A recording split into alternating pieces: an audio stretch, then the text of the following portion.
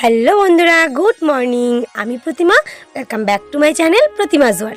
আশা করছি তোমরা সবাই খুব খুব খুব ভালো আছো, আমিও ভালো আছি। আর এখন বাজে সকাল 8টা। আর দেখতেই পাচ্ছ যে আমি এখানে সবজি নিয়ে বসে পড়েছি সবজি কাটতে, কারণ আজ রান্না হবে একটা পাঁচমিশালি সবজি। তো জানো তো পাঁচমিশালি সবজির নামেই পাঁচ, বাট দিতে হয় অনেক রকম। তো সেখানে আমি দেখতে পাচ্ছ বাঁ পাশে প্রথমে কাঁচকলা, আলু, পটল, বরবটি এ সমস্ত কেটে নিয়েছি। আর এখন আমি কাটছি পুঁই শাক, কুমড়ো, আলু, মানে এই সমস্ত কিছু দিয়ে একটা নিরামিষ হবে। তো তোমরা দেখতে থাকো আর সঙ্গে থাকো। আশা করছি ভিডিওটা ভালো লাগবে যদি স্কিপ না করে দেখো। আর যে সকল নতুন বন্ধুরা এখনও আমার চ্যানেলটা সাবস্ক্রাইব করোনি, তারা ভিডিওটা দেখো সম্পূর্ণ। যদি ভালো লাগে তাহলে সাবস্ক্রাইব করে দিও। আর এবারে দেখো সকালবেলা আজকে আমাদের ব্রেকফাস্টে হবে পাস্তা। তার জন্য আমি এখানে দেখো পাস্তা সেদ্ধ করতে দিয়েছি। আর পাস্তা না আমার ছেলে ডিম দিয়ে খায় না বন্ধুরা, ডিম দিলে ও একদমই পাস্তা খেতে চায় না। ওই জন্য আমি পাস্তাটা না পেঁয়াজ দিয়ে একটু ভেজে দিই, লবণ হলুদ আর পেঁয়াজ দিয়ে, আর লাস্টে একটু সস দিই, ব্যাস ওতেই ও খুশি। তো সকালে মোটামুটি ছেলে আর আমি দুজনেই পাস্তা খেলাম। এখন 11:30 বাজে। আর তোমাদের দাদাভাই বাজার থেকে নিয়ে এসছে টমেটো, মানে পাকা পাকা টমেটো। দেখেই না আমার মাখা খেতে ইচ্ছা করলো। তো আমি এখানে দেখো দুটো লঙ্কা পুড়িয়ে নিয়েছি, সেই লঙ্কা দিয়ে আমি এখন টমেটো মাখা খাবো। আর এই যে টমেটোগুলো কুচি কুচি করে কেটে নিয়েছি, এতে আমি একটু লবণ আর চিনি দেবো, ব্যাস। তেঁতুল দেয়, তারপরে লেবু পাতা দেয়, এসব দিলে টেস্ট হয় বেশি, কিন্তু আমার হাতের কাছে এখন এগুলো কিছুই নেই। তো ওই জন্য তো আমি এখানে দেখেছো একটু চিনি দিয়ে দিচ্ছি, দিয়ে পোড়া লঙ্কা দিয়ে ভালো করে মেখে এটাকে এখন খাবো। তো তোমরা খাবে নাকি? কি করে দেবো বলো, শুধু দূর থেকে দেখো আর আমি টকটক টকটক করে খেয়ে নিই। ওফ বন্ধুরা, টমেটো মাখা শুকনো লঙ্কা পোড়া দিয়ে সে যে কি টেস্ট! যারা খাওনি তারা মজাটাই জানো না, আর যারা খেয়েছো তারা তো জানো।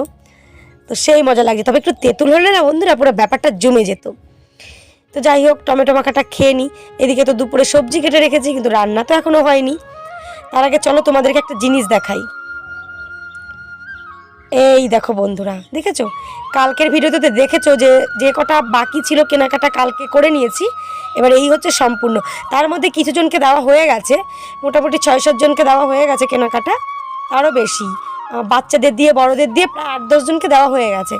আর এগুলো এখন বাকি আছে, এগুলো নিয়ে চলে যাব। আমি কালকে যাব শ্বশুর বাড়িতে, তো ওই জন্য এগুলো আমি এখন গোছাবো। কিছু শ্বশুর বাড়ির জন্য আর কিছু বাপের বাড়ির জন্য কেনাকাটা করেছি। তো এখন আমি এগুলো গুছিয়ে নিয়ে যাব, কারণ কাল শ্বশুরবাড়িতে যাব বললাম। তো বন্ধুগণ, অনেকক্ষণ পর তোমাদের সামনে আমি চলে এলাম একেবারে চান টান করে পুজো দিয়ে। আর তোমরা এতক্ষণ অনেক কিছু দেখেছো, কিন্তু এখনো রান্নাগুলো দেখোনি।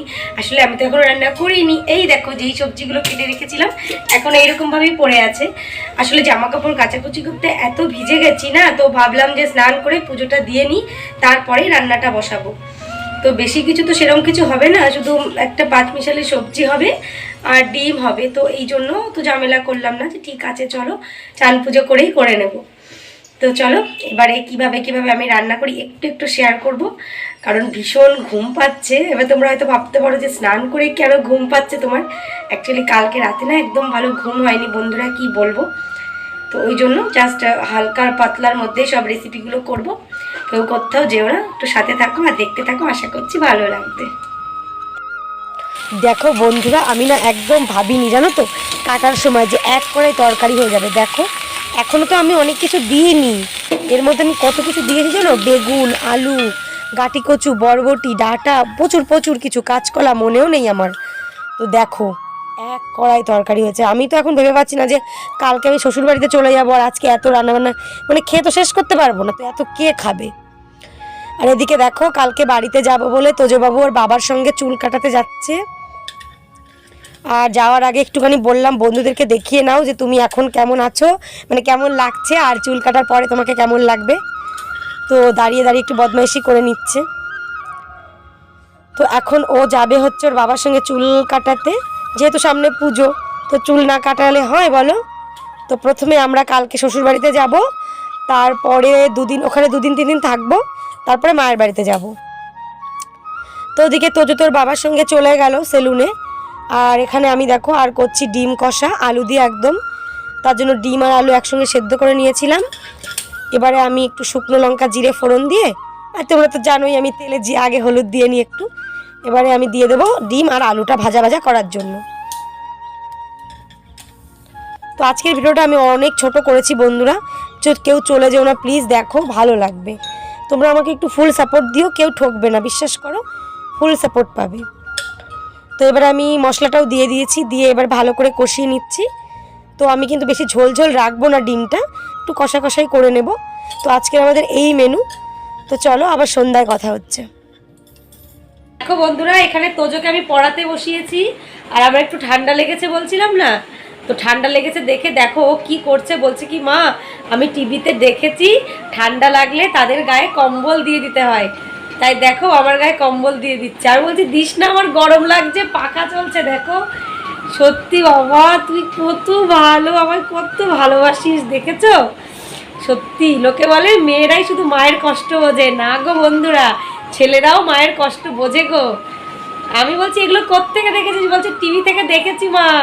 দেখো আরেকটা কি চাপাচ্ছে পেছনে, বলছে ঠান্ডা লাগলে কম্বল গায়ে দিতে হয়। তো চলো আবার ওকে পড়িয়ে নিই, তারপর কথা বলছি, কারণ এইটুকু মুহূর্ত তোমাদের সঙ্গে শেয়ার না করলে আমার ভালোই লাগতো না। তো কি করবো, এটাকে গায়ে দিয়েই পড়তে বসাই নাকি, ছেলে দিয়েছে বলে কথা। তাই তুমি কোত্থেকে দেখেছো? টিভি দেখে? ওই যে টিভি দেখাচ্ছে, টিভি থেকে দেখে দেখেছো মায়ের ঠান্ডা লাগলে এরকম করতে হয়। হুম।